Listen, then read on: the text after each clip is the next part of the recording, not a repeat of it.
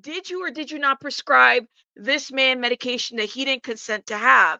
And who was this medication for? It's a lot of partying going on in Hollywood, y'all. It's a lot of partying, and you got a man with the ability to do prescriptions. One of the questions that I had as I was looking into this is how did Dr. Charles Sophy have any involvement with the Michael Jackson case? If anything. So it sounds like he actually got involved while he was a public servant, serving as the medical director of the LA County Department of Family and Children's Services or Child Services as the Bureau of Chief, which should tell you how many layers of leadership he had in this agency. And let me break this down a little bit further. In 2007, there was a blog that was closely watching Dr. Charles Sophy. They would look at psychiatrists that seemed to kind of get into trouble, and they would collect these stories of psychiatrists and post them on this blog called PsychWatch. And what they do is that they actually post the original links to the original source, and then they copy and paste the article to the blog and give commentary to it. So this article specifically from Radar Online doesn't exist anymore. You can go to it and it's gone. I'm going to link this blog into the description box so you guys can check it out. But this is what the Radar Online article said.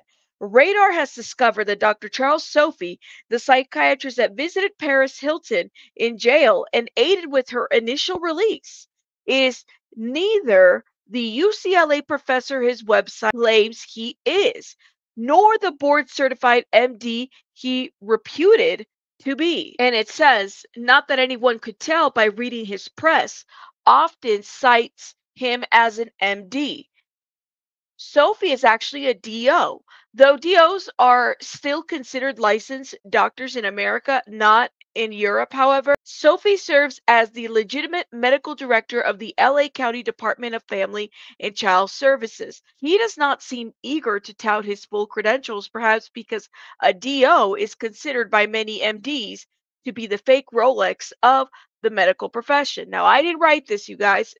This is Radar Online who wrote this, so don't come for my neck because I didn't write that. Sophy claims on his website that he is triple board certified in psychiatry, family practice, and adolescent psychiatry, though he makes no reference to the fact that there are DO boards and not titles issued by the Medical Board of California. Sources from both the medical and DO board confirms his background. Even more suspect, Dr. Sophy, who often appears as an expert on PBS, Fox News, claims to hold an associate clinical professorship at the University of California, Los Angeles Neuropsychiatric Institute, which he does not. Instead, according to the academic officials at UCLA, Sophy is merely a volunteer clinical instructor.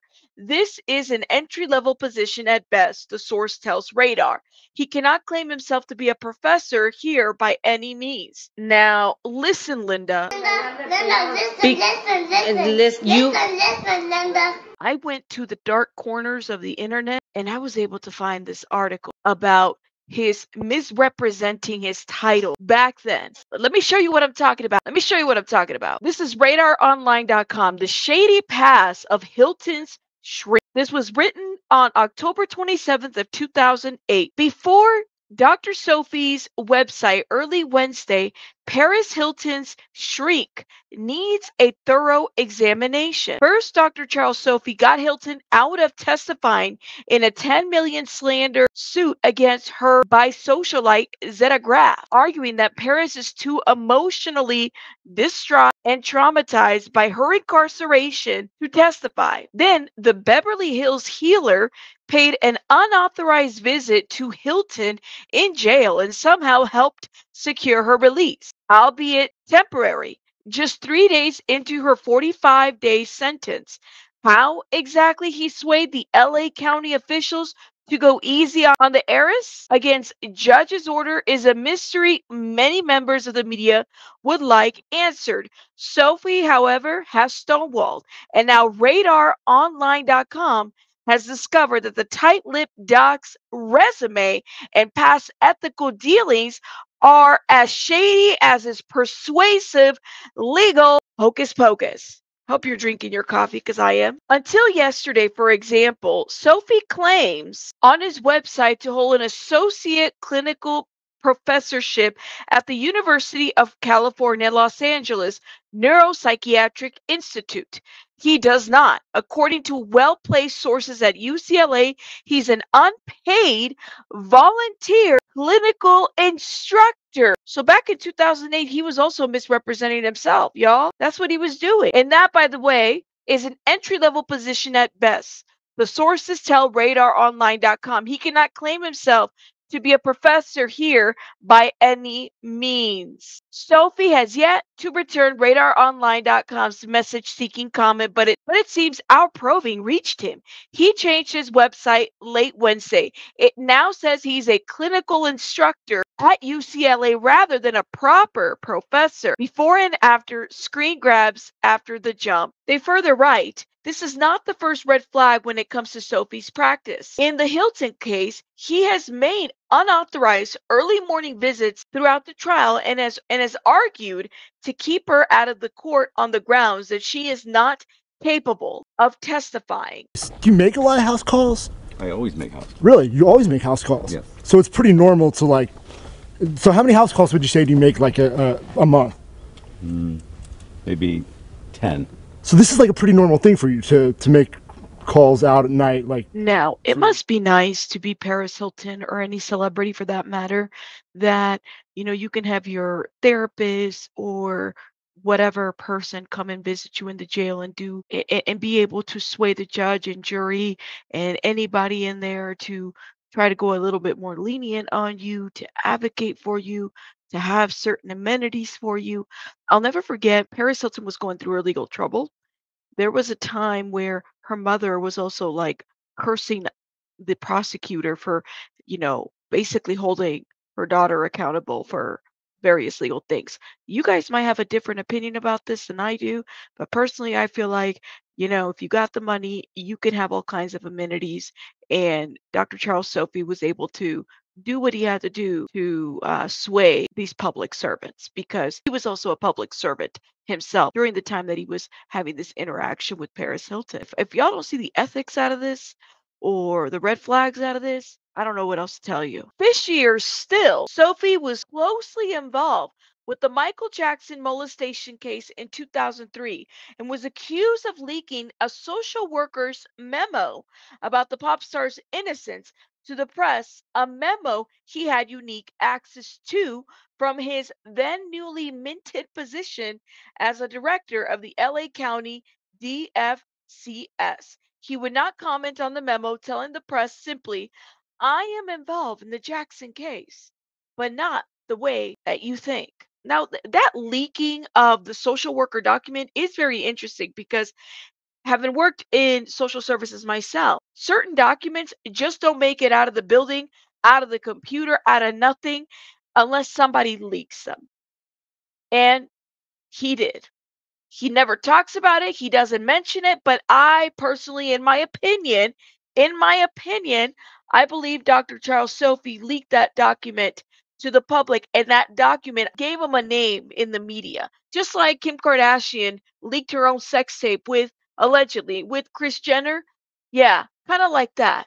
This is how Dr. Charles Sophy put himself out there in the limelight with his name. No shame in his game. That's what he did. The document essentially cleared Michael Jackson of the various allegations that were happening in 2003. The memo itself is very interesting. It was actually made to Dr. Charles Sophy by one of the administrators in there, and it's labeled as sensitive case, right? The date of this memo is November 26th of 2003, and that was the week after the Santa Barbara County District Attorney's Office announced that they were going to move forward with these child molestation allegations against Michael Jackson. Now, I'm not well informed in all the allegations of Michael Jackson, so this is not a video for this. I am very curious about it, especially with the leaking of this memo. But going back to this memo, because this is what this is really about, the mandated reporters were the school. And so out of concern for what was going on, they called a hotline, which is what they're supposed to do because they're mandated reporters, right? The school officials felt like there was suspected neglect by the boy's mother, and sexual abuse by Michael Jackson. But the department at the time and the police concluded that the allegations were unfounded. And this is essentially what this documented highlighted. There was a spokesperson for the child welfare department that this document being leaked was going to be investigated. And because these documents are supposed to be confidential under the state laws designed to protect children. So to me, I've seen situations as a former worker of CPS, I've seen situations where maybe computers get hacked. Maybe a worker takes her files to, you know, her home to outside of the building and her car gets broken into, or there's something that somebody takes these files. But in very rare occasions does that happen. Let me just say that as somebody who worked in the field for 10 years, in very rare occasions does that happen. And let's go ahead and read a little bit of the narrative of this document. This was a document that was created for Dr. Charles Sophy on November 26, 2003. It says, per your request, the following is a brief summary of child abuse investigation completed by the Sensitive Case Unit from February 14th of 2003 to February 27th of 2003. So Dr. Charles Sophy requested that Jennifer's team do an investigation. And it's interesting, they probably have a sensitive case unit for their celebrity cases. Like if like Angelina Jolie and Brad Pitt had a case. Like I know that there are various celebrities that might have had cases with CPS. And so they have maybe a designated unit where confidentiality is higher probably than most. But then this gets leaked, which is interesting. On February 14, 2003, a child abuse referral was called into the hotline by a school official from the LAUSD. The allegations were for the general neglect by mother and sexual abuse by an entertainer, of course, referring to Michael Jackson. The referred children were blank 13 and blank 12. Call to the hotline was as a result of a 2020 broadcast on television in which the children had stated that they shared the same bed as entertainer. The investigation by the sensitive case unit concluded the allegations of neglect and sexual abuse to be unfounded by both the LAPD, Wilshire Division, and the department. The children's mother stated that she believed the media had taken everything out of context. Mother stated that the child was in stage 4 cancer and she had received a year of chemotherapy in addition to having his spleen and one kidney removed. Mother stated that the entertainer was like a father to the children and a part of her family. The family came in contact with the entertainer through a performer at the Laugh Factory who learned that she had wanted to meet the entertainer who had initially met blank while he was in the hospital. As per the sexual abuse allegations, the mother stated that her children are never left alone with the entertainer. She further stated that her son had slept in the same room as the entertainer, but they did not share a bed. The entertainer would sleep on the floor. The child blank was interviewed by the CSW as to the allegations, and by the way, CSW stands for case social worker, as to the allegations, and he denied any form of sexual abuse. He denied that he ever slept in the same bed as the entertainer. The child, Blake, also denied sexual abuse. Both children expressed a fondness for the entertainer and stated they enjoyed visiting his home, where they would often ride in the park, play video games, and watch movies.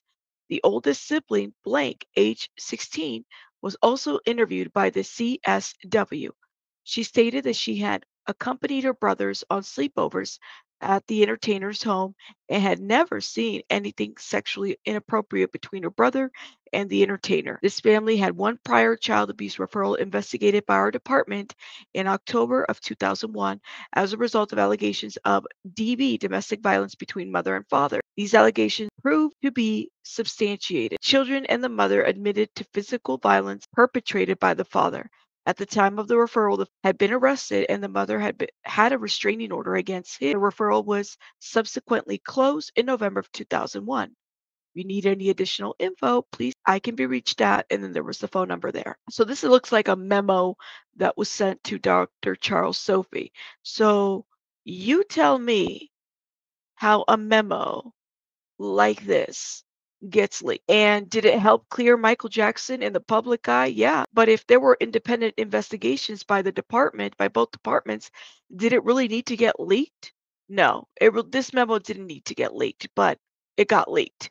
And if you know, and I know some of you guys are CPS workers in my chat, social workers as well, you know that stuff like this doesn't just accidentally get leaked. Let me know your thoughts in the comments. Now, I needed to get my eyeliner on for this part of the video because it's going to get very interesting. So, there was a time when Mel B from the Spice Girls went through a really horrible custody battle and divorce. And, she opened up about some of the abuses that she suffered through her ex husband, Stephen Belafonte. And the person that would attend court with Mel B was Dr. Charles Sophy, right? And I mean, if that is your therapist and your therapist does house calls, that's amazing, to have your therapist there. There are pictures of Mel B and Dr. Charles Sophy together. And it looks like he was a support to her during this divorce, which is amazing. However, after all of that kind of settled, there was another lawsuit that happened where Mel B's hairstylist, Gary Marayan. I mean, look at this picture of Gary, Mel B, and Dr. Charles Sophy partying. Don't we all party with our therapists? Have y'all partied with your therapist? Let me know. Marayan, I think that's how you say his last name. It's a different last name, but her hairstylist decided to sue Mel B for like unpaid wages, and there were allegations that were made against Dr. Charles Sophy in this lawsuit. I kid you not. Let me tell you about them. Back in 2019, Mel B had been sued by her former hairstylist who claims working with her got so bad she even started using his name on prescriptions to obtain her drugs. Mel was sued by the hairstylist who says he was a hairstylist to the stars when he met the Spice Girl star. The hairstylist claimed that Mel B made him a part of her whole life, including moving him into the same apartment complex where he could do everything to manage her. Claimed that his salary was about $10,000 a month, but $7,000 of that went to the monthly rental. Essentially, this hairstylist, from what he alleged, he became her butler, her assistant, her, stylist, basically everything. So the hairstylist basically told the blast that things got a little bit crazy when the famous doctor, Dr. Charles Sophy, started working with her as her personal doctor and working on the case with her children involving a custody battle with her ex-husband, Stephen Belafonte. At one point, he claimed the doctor prescribed amphetamine salt using his name, which he did not authorize or consent to. The drugs were for Mel B and not for him, and he complained about the situation. The stylist included text messages in his lawsuit where he questioned Dr. Charles Sophy about using his name in the prescription. And these text messages, by the way, are available on the Blast article. What is so interesting is that Gary the stylist alleged in the tabloids that he was made to lie during the whole custody battle. And he was made to lie because Dr. Charles Sophy was kind of helping her navigate through this, through the custody part, and also through, I guess, other parts. Now, the screenshots that were shared with the prescriptions are very interesting. Let me show you guys. And these screenshots were shown in the legal documents as well. So in here we have Dr. Charles Sophy, and there's a screenshot there. These were the exhibits in the LA Superior Court filing. Gary confronts Dr. Sophy over the fake prescriptions. Dr. Charles Sophy, look at, that's his prescriber name right there, right? Gary tells, this is a text message to Dr. Charles Sophy from Gary. It came to my attention that you signed off on a prescription under my name to get medication from drugstores. I'm sending you a copy of that prescription as well. Please explain. And there's a screenshot of that there so you guys can see that. And then it puts in here date February 26th of 2019. I need to know the reason you wrote this and who it was for. He says, hi, please call me. Dr. Charles Sophy, if this is his text message, allegedly, because these were included in court doc, I don't understand why Gary would lie. I mean, would he make these screenshots and then put them in there?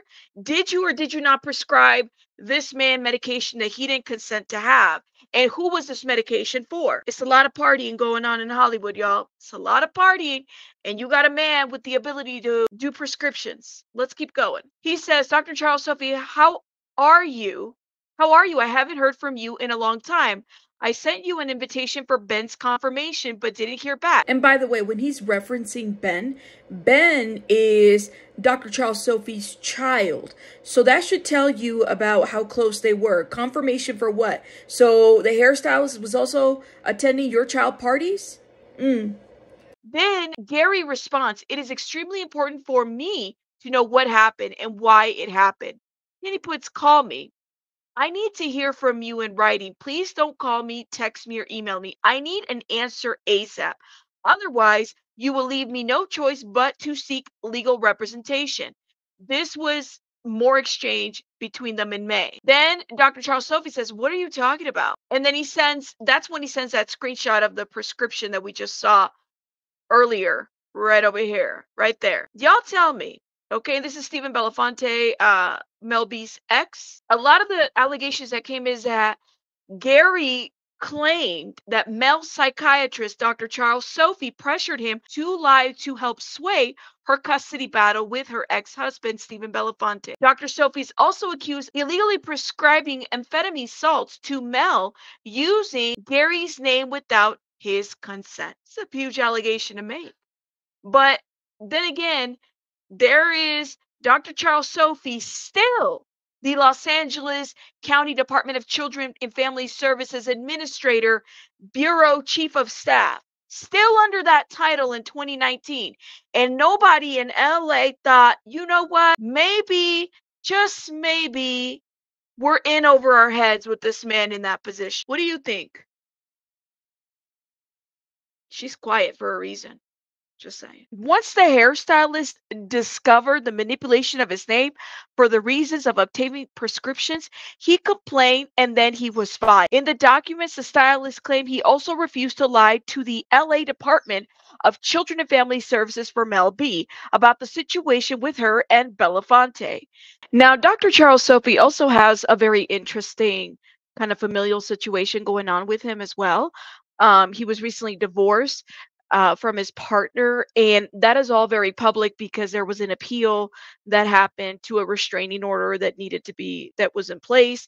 And I'm just gonna put the screenshot out there and just so you guys know what I'm talking about. It's really, really a sad situation when you read it. And so when information got leaked about his son in this plot to murder, Dr. Charles Sophy, it kind of makes you wonder what kind of dynamic was going on there that even led to where his son is at right now. I'm curious, but you guys let me know what you guys think in the comments. Listen, there's just too many stars and too many things where he had misused his position to try to manipulate certain things. In my opinion, just my opinion based on what I'm reading, based on all this information. So when he gets up there and he talks about Britney Spears needs to be heavily medicated and she needs to, I would put medication against her will. I mean, go examine all the times that he's inserted himself and really maybe hurt outcomes of certain situations. But of course, you let me know your thoughts in the comments. What do you think about Dr. Charles Sophy? This is a part 2 of that first video. If you have not watched, please go watch it. And I appreciate everybody. Do me a favor and please subscribe to my channel. Show some love in the comments. I appreciate you guys. You guys have a great one. Rabbits out. Bye, guys.